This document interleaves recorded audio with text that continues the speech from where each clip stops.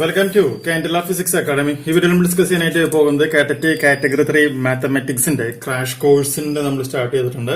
ഇപ്പൊ ക്രാഷ് കോഴ്സുമായി ബന്ധപ്പെട്ട് വരുന്ന വീഡിയോ സീരീസ് ആണ് നമ്മൾ ചെയ്യുന്നത്. ആർക്കെങ്കിലും നമ്മുടെ ക്രാഷ് കോഴ്സിൽ ജോയിൻ ചെയ്യണമെന്ന് താല്പര്യമുണ്ട് എന്നുണ്ടെങ്കിൽ വാട്സ്ആപ്പ് ചെയ്യേണ്ട നമ്പർ 7994971419.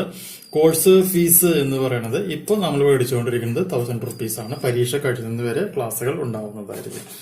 അപ്പോൾ താല്പര്യമുള്ളവർ ഈ നമ്പറിലേക്ക് വാട്സപ്പ് ചെയ്യാം, ദെൻ ഫീസ് പേ ചെയ്യാം. അപ്പൊ നമുക്ക് നമ്മളിപ്പോ ചെയ്യാൻ പോണത് എന്താണെന്ന് വെച്ച് കഴിഞ്ഞിട്ടുണ്ടെങ്കിൽ ഈ Heron's surface area and volumes എന്ന് പറയുന്ന ടോപ്പിക്കുമായി ബന്ധപ്പെട്ട് വരുന്ന വീഡിയോ ആണ് നമ്മൾ ചെയ്യുന്നത്.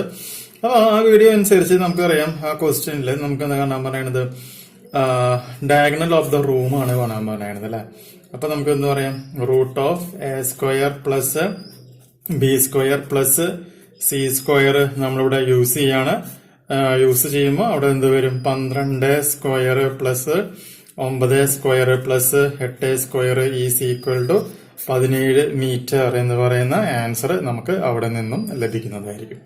ഇനി നമുക്ക് രണ്ടാമത്തെ ക്വസ്റ്റ്യൻ നോക്കാം. രണ്ടാമത്തെ ക്വസ്റ്റ്യൻ അനുസരിച്ച് നമ്മളവിടെ യൂസ് ചെയ്യണത് pi r square, volume of the cylinder is equal to pi r square h ആണ്. So pi into 2r whole square into h by 2 ആണ് നമ്മൾ യൂസ് ചെയ്യാം.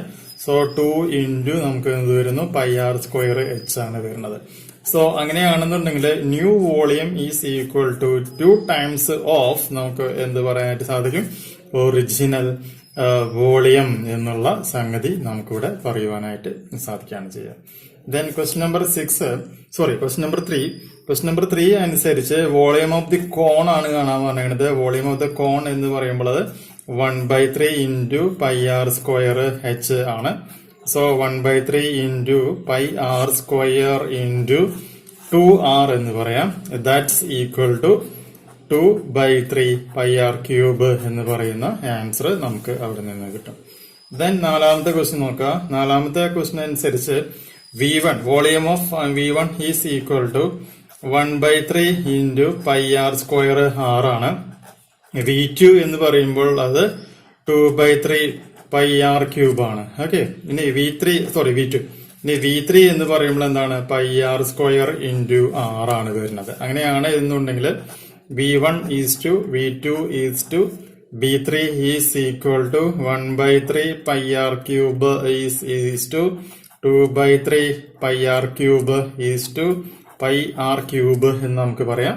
ദെൻ അതിനെ സിംപ്ലിഫൈ ചെയ്യുമ്പോൾ 1:2:3 എന്ന് പറയുന്ന ആൻസർ കിട്ടും. ബാക്കി വീഡിയോസ് നമുക്ക് അടുത്ത വീഡിയോയിൽ നമുക്ക് ഡിസ്കസ് ചെയ്യാം.